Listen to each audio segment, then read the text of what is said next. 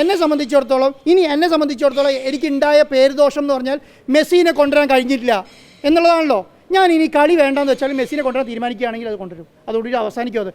അതിലൊരു ഒളിച്ചോട്ടമുണ്ട്. എന്താ ഒളിച്ചോട്ടാണ്?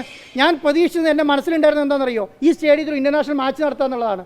ആ നടത്താതിരിക്കാൻ കഴിഞ്ഞിട്ടുണ്ടെങ്കിൽ അത് എനിക്ക് മാത്രമുള്ള ദോഷമാണെന്ന് നിങ്ങൾ വിചാരിക്കേണ്ട. കേരളത്തിലെ സ്പോർട്സിനും കേരളത്തിൽ ടൂറിസത്തിനും ഇതുപോലൊരു അവസരം ഇനി ഉണ്ടാവില്ല. ഈ മാച്ചെങ്ങാനും കേരളത്തിൽ നിന്ന് നഷ്ടപ്പെട്ടു പോയിട്ടുണ്ടെങ്കിൽ ഇൻ്റർനാഷണൽ 2 ടീമാണ്. അത് ലോകം മുഴുവൻ ചർച്ചയായി കഴിഞ്ഞാൽ ഇതുപോലെ കളി കോച്ചിലേക്ക് നിങ്ങൾ വിചാരിച്ചാൽ പോലും നടക്കാൻ പറ്റില്ല. നിങ്ങളിപ്പോൾ എല്ലാ കേരളത്തിലെ റീജിയണൽ മാധ്യമങ്ങളെല്ലാം കൂടി വിചാരിച്ചിട്ട് കളീനെ കൊണ്ടുവന്ന് വിചാരിച്ചാൽ ചിലപ്പോൾ നടന്നു വരില്ല. കാരണം അത് ഉണ്ടാക്കാൻ പോകുന്ന ഇമ്പാക്റ്റ് ചെറുതായിരിക്കില്ല, ദോഷം ചെറുതായിരിക്കില്ല.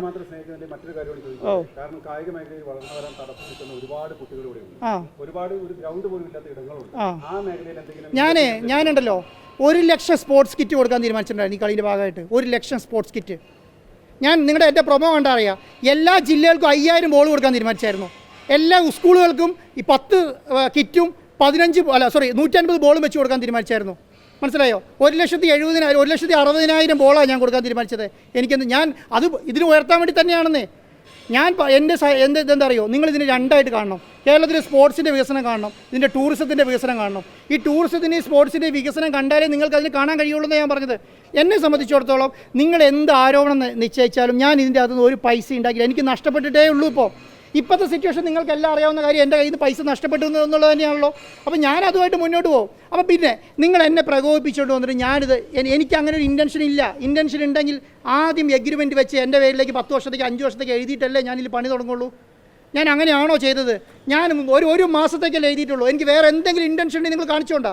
എന്തെങ്കിലും ഒരു ഇൻറ്റൻഷൻ ഉണ്ടെങ്കിൽ കാണിച്ചുകൊണ്ടാ ഞാൻ ഇങ്ങനെ ചെയ്തു എന്ന് പറഞ്ഞ ഇൻറ്റൻഷൻ ഉണ്ടെങ്കിൽ കാണിച്ചുകൊണ്ടാ. ഞാനൊന്നും ചെയ്തിട്ടില്ല. എന്നെ സംബന്ധിച്ചിടത്തോളം ഞാൻ വൃത്തിയായി 1 മാസത്തേക്ക് എനിക്ക് എടുക്കാമായിരുന്നല്ലോ. 1 വർഷത്തേക്ക് ചോദിച്ചാലും തന്നേനെ. കാരണം ഞാൻ ഇത്രയും സ്പെൻഡ് ചെയ്ത ഒരാളെന്നുള്ള നിലയ്ക്ക് എനിക്ക് സർക്കാരിനോടോ GCDനോടോ ആദ്യത്തെ ചർച്ചയിൽ തന്നെ എനിക്ക് 1 വർഷത്തേക്ക് വേണമെന്ന് പറഞ്ഞാൽ തന്നേനെ. ഞാൻ ചോദിച്ചിട്ടില്ല. അത് നിങ്ങൾ മനസ്സിലാക്കുന്നില്ലല്ലോ. അങ്ങനെ ഒരു ലെറ്റർ ഉണ്ടോ? ഒന്നുമില്ല. ഞാൻ അവസാന നിമിഷം വരെ ശ്രമിച്ചെന്തിനാണെന്ന് അറിയോ? ഈ രേഖകൾ പൂർത്തീകരിച്ച് ഇപ്പം ഞാൻ പറയാം. ഇപ്പം നമുക്ക് സ്റ്റെബിലിറ്റി സർട്ടിഫിക്കറ്റ് വേണമായിരുന്നു. എന്തുകൊണ്ട് നിങ്ങൾ ചോദിച്ചില്ല? ഫിഫയുടെ അനുമതി കിട്ടിയില്ല, അനുമതിക്ക് സമയം ലേറ്റായി എന്നുള്ളത്. സ്റ്റെബിലിറ്റി സർട്ടിഫിക്കറ്റ് IITയും PWDയും അവർ ടെസ്റ്റ് നടത്തിയതിന് ശേഷം തരാൻ കഴിയുള്ളൂ. അതിന് ഡിലേ ആയി. ഞാൻ ലെറ്റർ കൊടുത്തു, എനിക്ക് പെട്ടെന്ന് തീർത്ത് തരണം നിങ്ങൾ എന്ന് പറഞ്ഞിട്ടാണ്. നിങ്ങൾ എന്ത് സപ്പോർട്ട് ചോദിച്ചാലും ഞാൻ തരാമെന്ന് ഞാൻ പറഞ്ഞല്ലോ. അതെല്ലാം ഞാൻ കൊടുക്കാൻ തയ്യാറാണ്.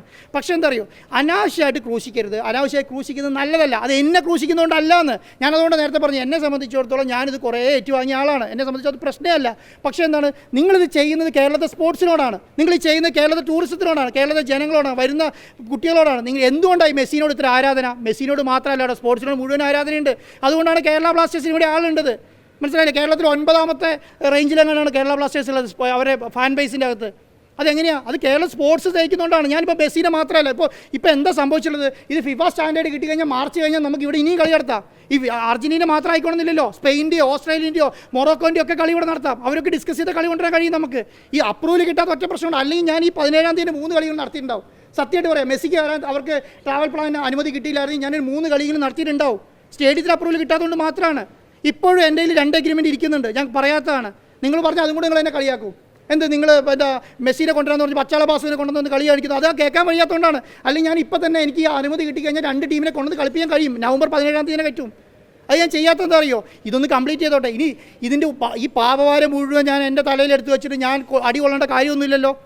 ഞാൻ എന്തിനാ കൊള്ളേണ്ട കാര്യം? ഞാനിത് ചെയ്യാൻ ഉദ്ദേശിച്ചത് എന്താണ്? ഞാൻ നന്മയ്ക്ക് വേണ്ടിയിട്ടേ ചെയ്യാൻ ഉദ്ദേശിച്ചിട്ടുള്ളൂ. ഞാൻ അതേ ചെയ്യുള്ളൂ. പിന്നെ രാഷ്ട്രീയം, കോൺഗ്രസ് അങ്ങനെ പറഞ്ഞു, CPM ഇങ്ങനെ പറഞ്ഞു, BJP അങ്ങനെ പറഞ്ഞു, എന്നെ സംബന്ധിച്ചോളം പ്രശ്നമില്ല. പിന്നെ ഞാനൊരു വാർത്താ ചാനലാണ് നടത്തുന്നത്. അതിലെ വാർത്താ ചാനലിലെ വാർത്ത മുഴുവൻ മുക്കിയിട്ട് ഞാൻ വാർത്ത വരുന്നത് മുഴുവൻ നിങ്ങളിത് മാധ്യമപ്രവർത്തനം തന്നെയാണല്ലോ നടത്തുന്നത്. ആ വരുന്ന വാർത്തകൾ മുഴുവൻ കൊടുക്കണ്ട എന്ന് തീരുമാനിച്ചിട്ട് അയ്യോ മെസ്സി ഉള്ളതുകൊണ്ട് അവനെ പേടിച്ച് നിൽക്കണമെന്നൊന്നും ഞാൻ വിചാരിക്കുന്നേ ഇല്ല. അതിപ്പോൾ ആർക്കെതിരെയാണെങ്കിലും കൊടുക്കാൻ പറഞ്ഞു. ഞാൻ അവിടെ ഒരു വാർത്ത കൊല്ലുന്ന പരിപാടി എന്നെ സംബന്ധിച്ചിടത്തോളം ഇല്ല.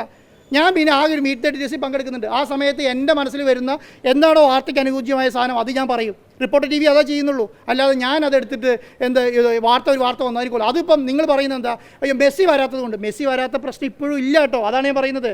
മെസ്സി വരാത്ത പ്രശ്നമില്ല. ഇനിയിപ്പോൾ കളിക്കാൻ പറ്റിയിട്ടില്ലെങ്കിൽ മെസ്സിനെ കൊണ്ടുവരും. ഞാൻ രാഷ്ട്രീയക്കാരനല്ലല്ലോ. ഞാൻ രാഷ്ട്രീയക്കാരനാണോ?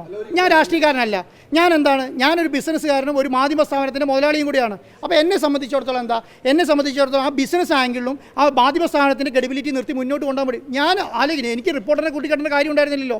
എനിക്ക് വേറെ ഇൻറ്റൻഷൻ ആണെങ്കിൽ ഇത്രയും വലിയ സ്ഥാപനത്തെ കൂട്ടിക്കെട്ടേണ്ട കാര്യമുണ്ടോ? ഞാൻ അത്ര പൊട്ടനാണോ? അല്ലല്ലോ. അപ്പോൾ എന്നെ സംബന്ധിച്ചിടത്തോളം ഇത് വൃത്തിയായിട്ട് നടപ്പിലാക്കാന്നുള്ളത് മാത്രമേ ഉള്ളൂ. ദയവ് ചെയ്തിട്ട് നിങ്ങൾ എന്താ അറിയോ, നിങ്ങൾ ഒരു മാസം കാത്തിരിക്കുന്ന ഈ സ്റ്റേഡിയത്തിൻ്റെ വർക്ക് തീരട്ടെ, അത് കഴിഞ്ഞ് ഒരു മിനിറ്റ് ഫിഫ അപ്രൂവൽ കിട്ടട്ടെ. ഞാനൊരു ഉദാഹരണം പറഞ്ഞുതരാം നിങ്ങൾക്ക്. എനിക്ക് ഇന്നലെ ഫിഫേൻ്റെ അക്രഡിറ്റേഷൻ ഏജൻസി എനിക്ക് വാർത്ത അയച്ചു തന്നു. ആ വാർത്ത മലയാള മനോരമയിൽ പോയി ഇംഗ്ലീഷ് വാർത്തയാണ്, ഓൺ മനോരമയിൽ പോയി ഇംഗ്ലീഷ് വാർത്തയാണ്. ആ ഇംഗ്ലീഷ് വാർത്ത എടുത്തിട്ട് അവരെനിക്ക് അയച്ചു തന്നു. എന്താ സാർ അവിടെ വലിയ പ്രശ്നം നടക്കുന്നത്, അവിടെ സ്റ്റേഡിയത്തിന് ഇല്ലേ, ആ സ്റ്റേഡിയത്തിന് അനുമതി ഇല്ലേ, അതില്ലേ. ഇത് ഉണ്ടാക്കുന്ന ദോഷം എന്താ അറിയോ, ഇത് നിങ്ങൾ വിചാരിക്കും കേരളത്തിൽ രാഷ്ട്രീയമായി ഗുണം ചെയ്ത് മാത്രമല്ല, ഇത് കേരളത്തെ പിന്നോട്ടടിക്കുകയാണ്, കേരളത്തെ പിന്നോട്ടടിക്കുകയാണ്. ആ സാധാരണ ഇംഗ്ലീഷിൽ വാർത്ത ചെയ്യാത്ത മനോരമയ്ക്ക് ഇംഗ്ലീഷിൽ ചെയ്ത് അയക്കുകയാണ്. അത് എത്തേണ്ടടുത്ത് എത്തിക്കുന്നുണ്ട്. ഞാൻ പറയുന്നത് അത് ഉണ്ടാക്കുന്ന ദോഷം. ഒരു മിനിറ്റ് പറഞ്ഞു വരുമ്പോൾ ഞാൻ നിങ്ങളെയല്ല കുറ്റം പറയുന്നത്. ഞാൻ പറയുന്നത് നിങ്ങളെ കുറ്റം പറയുന്നതല്ല, ഞാൻ നിങ്ങളെ കുറ്റം പറയല്ല. ഞാൻ പറയും ഇതിൻ്റെ ഇമ്പാക്റ്റാണ് ഞാൻ പറയുന്നത്. അത് ശരി, മനോരമ ചെയ്യുന്നുണ്ട്, പക്ഷേ ഇതും കൊണ്ട് ഉണ്ടാക്കുന്ന ദോഷമാണ് ഞാൻ പറഞ്ഞത്.